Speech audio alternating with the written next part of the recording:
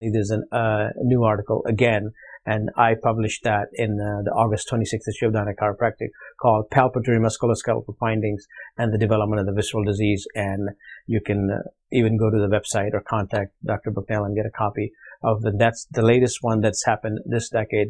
I'm not trying to toot my horn, just explaining the research I did, and added 19 phenomenal studies. In 1983, going backwards a little, Dr. Myron Beale wrote a 48-page paper called Viscerosomatic Reflexes, a review of the literature. He went back all the way to, again, 1898, the start of chiropractic and osteopathic professions, and came back all the way to 1980. And all the research had been done, and he documented over 153 literature reviews and studies in there where he proved that for example, he says, palpatory musculoskeletal findings for the earliest detection of myocardial infarction. The chiropractor, through his fingers, the osteopath, can determine lesions developing, inflammation in the T1 and T2 vertebrae as an earliest indicator of the development of heart disease. And before it becomes symptomatic and shows up on your EEG or fMRI, you don't have to wait that long. The true preventive medicine is not taking vitamins instead of drugs for preventing diseases, but finding the disease before it happens and stopping it right there and reversing it by correcting the subluxation. And so let me go back to 1898. Dr. McKenzie, Dr. Henry Head were the two brilliant doctors that Dr. D.D. Palmer had studied their work and watched them. And then Charles Sherrington in 1905 wrote a paper called Integrative Action of the Nervous System, and again in 1907. Later on in 1935 and 37, so for the decade of the 30s, I will skip when I go back through that decade. He wrote two papers again, and he coined the word viscerosomatic reflex. He coined the terminology nociception, proprioception, and mechanoreception. Those were all words he coined that the chiropractic profession has adapted. What the chiropractic profession has adapted to build its science and foundation of detecting disease and correcting the subluxations to remove the interferences that cause the disease. Dr. Sherrington earned 2 Nobel Prizes. This profession is so scientific. What it believes in, a medical doctor named Charles Sherrington, in proving what they do and how they detect and how they reverse diseases by restoring the central nervous system function, earned 2 Nobel Prizes. That is how solid and scientific the chiropractic profession is. So from, say, 1907, Dr. Louisa Burns wrote the paper called Viscerosomatic and Somatovisceral Reflexes. She did studies on dogs, and she would cause subluxations mechanically or through electrical shock and show the development of the disease in the viscera. And then she would correct the subluxations, test the organs again, and show the removal of the visceral disease. She again, in 2007, the Journal of the American Osteopathic Association wrote a paper called Centenary Appreciation and Salutation to Louisa Burns, and said that everything she proved 100 years ago, the past 100 years of scientific literature, have further validated and confirmed the link between what osteopaths call spinal lesion or chiropractors call vertebral subluxation. And by correcting that, you can find the presence of the disease and reverse the disease.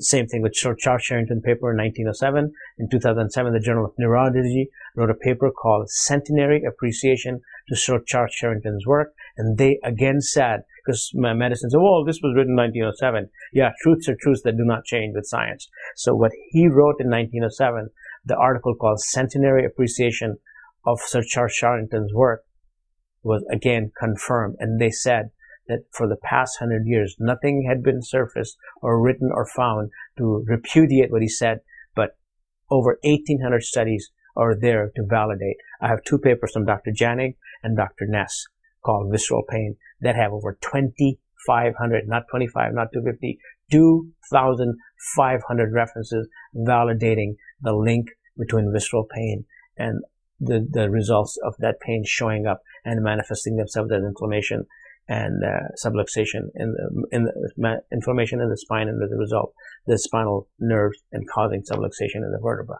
So now we go from 1927. So Dr. Louisa Burns writes a second paper. This time she does a clinical trial of 5,000 patients, validating the paper she wrote 20 years earlier in 1907, same one called Somatovisceral and Viscerosomatic Reflexes.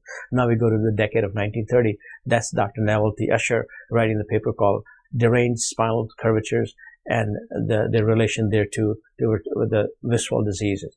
1940, again, we will see works by Dr. Francis Pottinger called Symptoms of Visceral Disease. If we go into the 50s, we'll find, again, Dr. Kaur's work, Dr. Beal's work, Dr. Johnston's work, similar papers called somatic dysfunction as the earliest indicator of, and they have the same title, somatic dysfunction, meaning subluxation in the vertebra, another scientific term for vertebral subluxations, somatic dysfunction and myocardial infarction, somatic dysfunction and cardiovascular disease, somatic dysfunction and arteriosclerotic plaque development as a result of subluxation and T1 and T2 vertebrae and problems in the spinal cord there at the T1 and T2 spinal nerve level.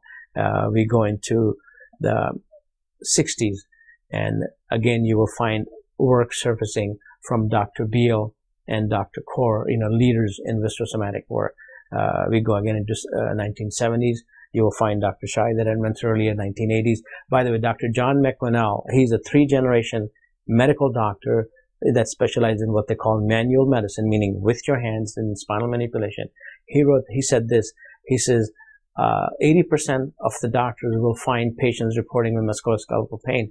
80% may sound high, but remember that visceral and systemic diseases first manifest themselves initially as musculoskeletal pain. He said joint dysfunction is not only a disease, but it is locating a joint dislocation is the earliest form of detecting, and by removing the joint dysfunction, correcting it, the earliest way to reverse a visceral disease. And then that's 1990. And again, in the year 2000, we have centenary appreciations reappear from Sherrington and Burns. And 2010, and the latest thing you'll find that catches up from 1983, Dr.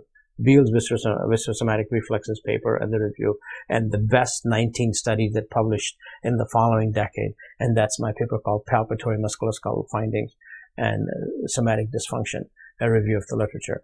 And so that is the August 26th issue of this year's Dynamic Chiropractic. Again, thank you very much. You can just look at that paper, all the articles referenced in it. Contact Dr.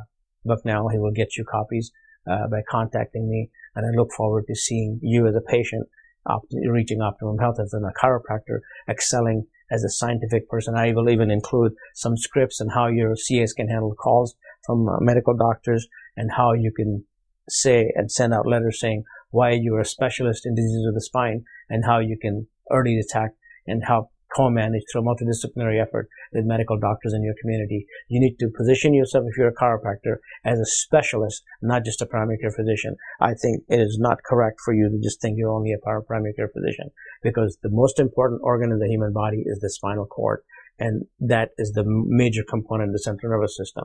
And it's connected to the brain, it's connected to the spinal nerves, it's connected to all the organs. And it is, you are the guardians, and God has given this skeleton for you to manage the human body and help people achieve optimum health. And you are the specialist.